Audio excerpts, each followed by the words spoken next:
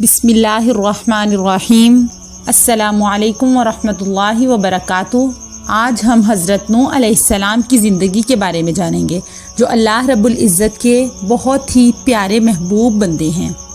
حضرت نوح علیہ السلام حضرت آدم علیہ السلام کی وفات سے 126 سال بعد اس دنیا میں آئے، اور نوح علیہ السلام سے پہلے ایک نسل کے لوگ صدیوں تک زندہ رہا کرتے تھے۔ اس صورت میں حضرت نوح علیہ السلام اور حضرت آدم علیہ السلام ان دونوں کے درمیان ہزاروں سال کی مدت تھی۔ اللہ رب العزت نے نوح علیہ السلام کو اس وقت نبوت سے سرفراز فرما کر مابعوث فرمایا جب بتوں اور شیطانوں کی پوجا شروع ہو گئی اور لوگوں نے گمراہی اور کفر کا راستہ اختیار کر لیا۔ چنانچہ اللہ رب العزت نے بندوں پر رحمت فرماتے ہوئے انہیں مبعوث فرمایا۔ اس طرح وہ پہلے رسول تھے جنہیں زمین والوں کی طرف بھیجا گیا، یعنی حضرت آدم علیہ السلام نبی تھے اور حضرت نوح علیہ السلام پہلے وہ رسول تھے جنہیں انسانیت کی طرف بھیجا گیا۔ قرآن مجید میں اللہ رب العزت نے مختلف صورتوں میں مختلف مقامات پر حضرت نوح علیہ السلام کے قصے کے بارے میں فرمایا ہے۔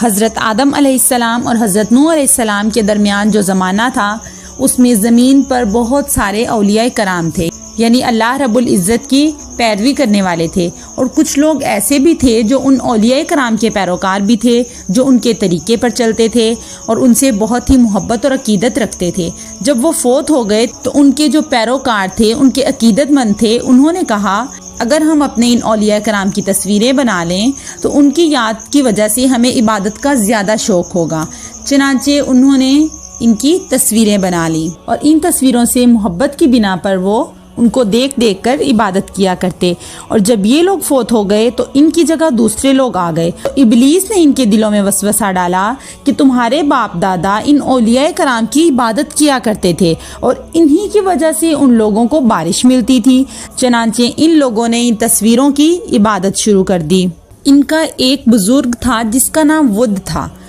ود بہت ہی نیک آدمی تھا جو قوم میں بہت ہی ہر دل عزیز تھا۔ جب وہ فوت ہو گیا تو لوگ بابل میں اس کی قبر پر بیٹھ گئے اور بہت زیادہ غمگین ہوئے۔ جب ابلیس نے ان کا غم دیکھا تو وہ انسانی صورت میں ان کے پاس آیا اور آ کر کہنے لگا، میں دیکھ رہا ہوں کہ تم ان صاحب کی وفات پر بہت دل گرفتہ ہو، یعنی تمہیں بہت زیادہ دکھ ہے، تو کیا میں تمہیں اس جیسی ایک صورت نہ بنا دوں جو اس کی جگہ رکھی جائے اور وہ اس کی یادگار بن جائے؟ تو انہوں نے کہا ہاں بنا دو۔ اس نے ود کا ایک بت بنایا، انہوں نے اسے چوپال میں رکھ لیا اور اسے یاد کرنے اور اس سے باتیں کرنے لگے۔ جب ابلیس نے دیکھا کہ لوگ ود کو بہت یاد کرتے ہیں تو کہا، کیا میں تم میں سے ہر شخص کے گھر میں اس طرح کے ایک مجسمہ نہ بنا دوں جس کو دیکھ کر وہ اسے یاد کرے؟ انہوں نے کہا ہاں بنا دو۔ اس نے ہر شخص کے گھر میں ایک بت بنا دیا، وہ اس کو دیکھ کر اس اللہ کے ولی ود کو یاد کیا کرتے تھے۔ جب ان کے بیٹے بڑے ہوئے تو انہوں نے اپنے بزرگوں کو ان بتوں کی اہمیت دیتے دیکھا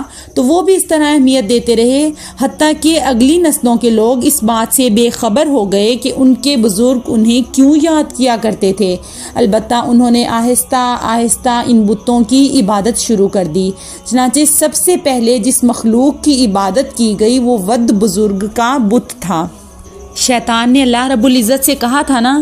کہ میں تیری مخلوق کو بھٹکا دوں گا اور انہیں جہنم میں لے کے جاؤں گا، تو وہ یہاں اپنی کی ڈیمانڈ پوری کر رہا ہے کہ وہ حضرت نوح علیہ السلام کی قوم کو بھٹکا رہا تھا، انسانوں کو بھٹکا رہا تھا۔ جب زمین میں خرابی پھیل گئی، بت پرستی کی وبا عام ہو گئی، تو اللہ رب العزت نے اپنے بندے اور اپنے پیارے رسول حضرت نوح علیہ السلام کو مابعوث فرمایا، اس زمین پر بھیجا جو ایک اللہ کی عبادت کی طرف بلانے لگے جس کا کوئی شریک نہیں، اور اس کے سوا ہر چیز کی عبادت سے منع کرنے لگے۔ اللہ رب العزت نے حضرت نوح علیہ السلام کو جب اس دنیا پر بھیجا تو انہوں نے صرف اور صرف اللہ وحدہ لا شریک کی طرف عبادت کرنے کو کہا، اسی کی طرف آنے کو کہا، اور یہ فرمایا کہ وہ اللہ کے ساتھ کسی بت کو، کسی مجسمے کو یا کسی طاغوت کو اہمیت نہ دیں، کسی بھی بت کی پوجا نہ کریں، اس کی وحدانیت کا اقرار کریں اور یہ تسلیم کریں کہ اللہ رب العزت کے سوا اور کوئی عبادت کے لائق نہیں اور کوئی ہمارا رب نہیں۔ حضرت نوح علیہ السلام نے اپنی قوم کو اللہ رب العزت کی عبادت کرنے کو بھی کہا اور یہ بھی کہا کہ اگر تم میری بات نہیں مانو گے تو تم پر بڑے دن کا عذاب آئے گا اور مجھے تم پر اسی بات کا خوف ہے۔ یعنی اللہ رب العزت کے پیارے نبی حضرت نوح علیہ السلام نے لوگوں کو ہر طرح تبلیغ کی، رات کو بھی، دن کو بھی، تنہائی میں بھی اور اعلانیہ بھی، ترغیب کے ذریعے بھی اور ترہیب کے ذریعے بھی، لیکن کوئی طریقہ کام نہ آیا، بلکہ اکثر لوگ گمراہی، سرکشی اور بت پرستی پر تو اڑے ہی رہے، ہر وقت آپ سے دشمنی کرتے رہے، آپ کو اور آپ پر ایمان لانے والوں کو برا بھلا کہتے، انہیں شہید کر دیتے اور جلا وطن کرنے کی دھمکیاں بھی دیتے، ان کی بے عزتی کرتے اور زیادہ سے زیادہ تکلیفیں بھی دیتے رہے۔ بلکہ وہ الٹا حضرت نوح علیہ السلام کو کہتے کہ ہم تو دیکھتے ہیں کہ آپ گمراہی میں ہیں۔ تو حضرت نوح علیہ السلام نے فرمایا کہ میں کوئی گمراہ انسان نہیں ہوں، میں تو اللہ رب العزت کی طرف سے بھیجا گیا نبی ہوں اور میں اللہ رب العزت کی طرف سے بالکل صحیح ہدایت پر ہوں۔ انہیں حیرت اس بات پر تھی کہ ایک انسان اللہ کا رسول ہے۔ وہ نوح علیہ السلام کے پیروی کرنے والوں کی بھی توہین کرتے تھے اور انہیں کمتر سمجھتے تھے، اور یہ افراد کمزور لوگ تھے۔ حضرت نوح علیہ السلام نے اپنی قوم کی طرف سے انتہائی سخت اور ناقابل برداشت رویے کے باوجود بڑے حوصلے اور صبر کے ساتھ انہیں سمجھانے اور غور و فکر کرنے کی دعوت دیتے ہوئے فرمایا، اے میری قوم، دیکھو تو اگر میں اپنے پروردگار کی طرف سے دلیل روشن رکھتا ہوں اور اس نے مجھے اپنے ہاتھ سے رحمت بخشی ہو جس کی حقیقت تم سے پوشیدہ رکھی گئی ہے، تو کیا ہم اس کو ماننے والے کے لیے تمہیں مجبور کر سکتے ہیں جبکہ تم اس سے ناخوش ہو؟ یعنی میں تمہیں ایک ایسی چیز پہنچا رہا ہوں جس میں تمہارا دنیا اور آخرت دونوں کا فائدہ ہے، اس عمل کے بدلے میں تم سے کوئی اجرت، کوئی پیسہ نہیں مانگتا، یہ چیز صرف اللہ سے مانگتا ہوں، اس کا اجر میں صرف اللہ رب العزت سے مانگتا ہوں، اس کا ثواب میرے لیے بہتر ہے اور اس سے زیادہ باقی رہنے والا ہے جو تم مجھے دے سکتے ہو۔ تو قوم کے سرداروں نے حضرت نوح علیہ السلام سے مطالبہ کیا کہ جو لوگ آپ پر ایمان لا چکے ہیں انہیں آپ اپنے پاس سے ہٹا دیں، کیونکہ وہ ایک غریب طبقے کے لوگ ہیں اور ہماری عزت اور ہماری غیرت یہ گوارا نہیں کرتی کہ ہم ان کے ساتھ محفل میں بیٹھیں، آپ ان کو ہٹا دیں، آپ ان کو اپنے پاس سے بھگا دیں تو ہم آپ کی بات مان لیں گے۔ تو اس پر حضرت نوح علیہ السلام نے فرمایا، وَمَا أَنَا بِطَارِدِ الَّذِينَ آمَنُوا إِنَّهُمْ مُلَاقُو رَبِّهِمْ وَلَكِنِّي أَرَاكُمْ قَوْمًا تَجْهَلُونَ، میں ایمان والوں کو اپنے پاس سے نہیں نکال سکتا، انہیں اپنے رب سے ملنا ہے، لیکن میں دیکھتا ہوں کہ تم لوگ جہالت کر رہے ہو۔ صدیاں بیت گئیں لیکن حضرت نوح علیہ السلام کا قوم سے بحث و مباحثات چلتا رہا، ان کی قوم ایمان لا کر نہیں دے رہی تھی۔ جب ایک نسل کے لوگ مرتے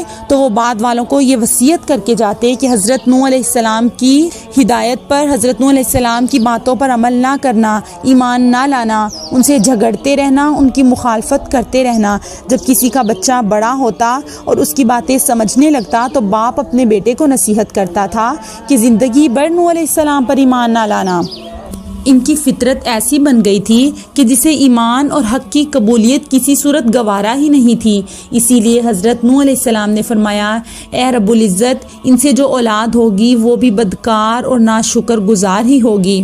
حضرت نوح علیہ السلام اپنی قوم کو عذاب سے ڈراتے تھے تو ان کی قوم نے ان سے کہا کہ تو جس چیز سے ہمیں ڈراتا ہے وہ ہم پر لے آ، ہمیں اس چیز کا کوئی ڈر نہیں ہے، ہم پر تو بے شک عذاب آنے دے، تو ہمیں اس سے نہ بچا۔ یعنی حضرت نوح علیہ السلام کی قوم نے خود عذاب کا مطالبہ کیا تھا، لیکن حضرت نوح علیہ السلام نے اس کے باوجود ان کی ہدایت کے لیے بھی دعائیں کیں، لیکن وہ لوگ مان کر نہیں دے رہے تھے۔ پھر حضرت نوح علیہ السلام نے اللہ رب العزت سے دعا کی کہ یا رب العزت، اب تو حق کو حق کر دے، جو حق والے ہیں ان کو بچا لے، اور جو لوگ ایمان نہیں لا رہے ان کا تو خاتمہ کر دے، انہیں سبق سکھا دے، یہ لوگ مان کر نہیں دیں گے۔ چونکہ حضرت نوح علیہ السلام کی دعوت کو پورے 950 سال گزر چکے تھے اور مسلسل ان سالوں کی جد و جہد کے بعد بھی قوم نے دعوت ایمان قبول نہ کی بلکہ الٹا عذاب کا مطالبہ شروع کر دیا، تو اللہ رب العزت نے فرمایا،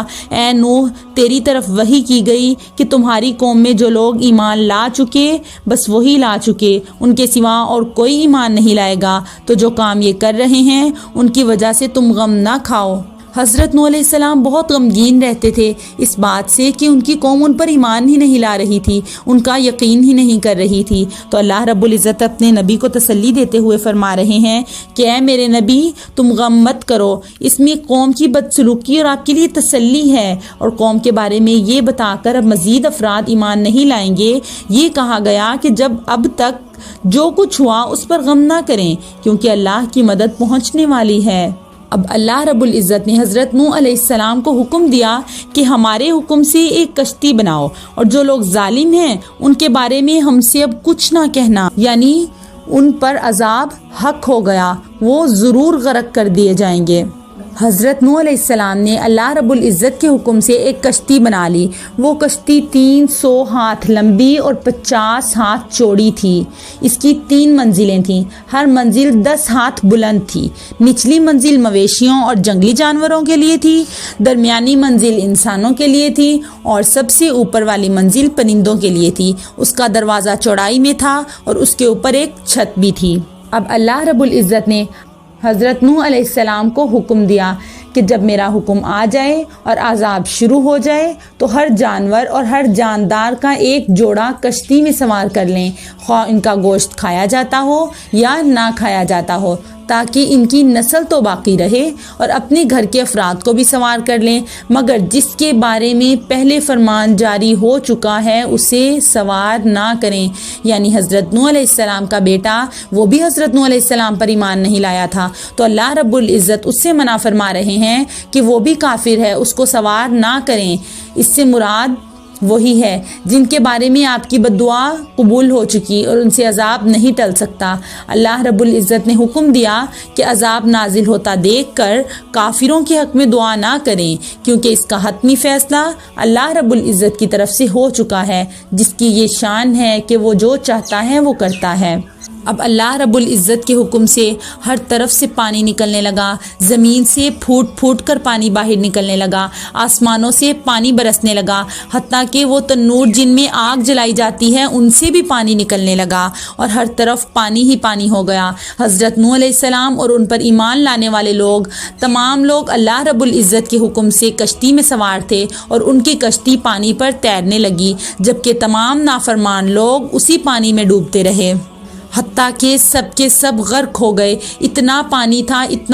تھا کہ پہاڑوں کی چوٹیوں کو چھونے لگا۔ حضرت نوح علیہ السلام نے جب اپنے بیٹے کو اس حالت میں دیکھا تو ان کو حکم دیا، ان کو آواز لگائی کہ اے میرے بیٹے، تو بھی کشتی میں سوار ہو جا۔ تو اس نے کہا کہ میں پہاڑ کی چوٹی پر چڑھ جاؤں گا اور میں اس سیلاب سے بچ جاؤں گا، لیکن اتنے میں ہی ان دونوں کے درمیان ایک لہر حائل ہوئی اور ان کے بیٹے کو غرق کرتی ساتھ لے گئی۔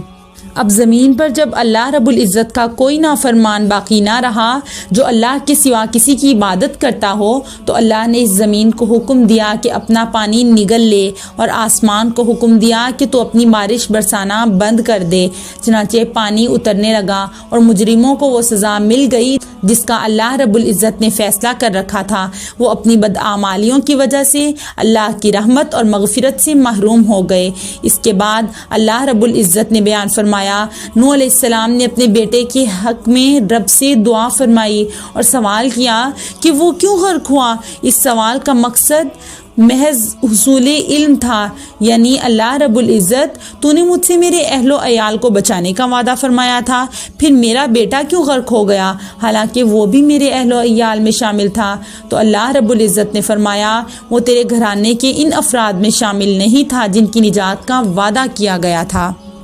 اب دنیا پر صرف وہی لوگ باقی تھے جن کو حضرت نوح علیہ السلام نے کشتی پر سوار کیا تھا۔ حضرت نوح علیہ السلام کو ابو البشر بھی کہا جاتا ہے، کیونکہ کشتی میں سوار لوگ صرف حضرت نوح علیہ السلام کی نسل میں سے لوگ تھے، اور تمام نسل کا آغاز وہیں سے ہوا، تمام انسانیت کا آغاز وہیں سے ہوا، حضرت نوح علیہ السلام کی نسل سے۔ اسی لیے حضرت نوح علیہ السلام کو ابو البشر کہا جاتا ہے کہ وہ انسانیت کے باپ ہیں۔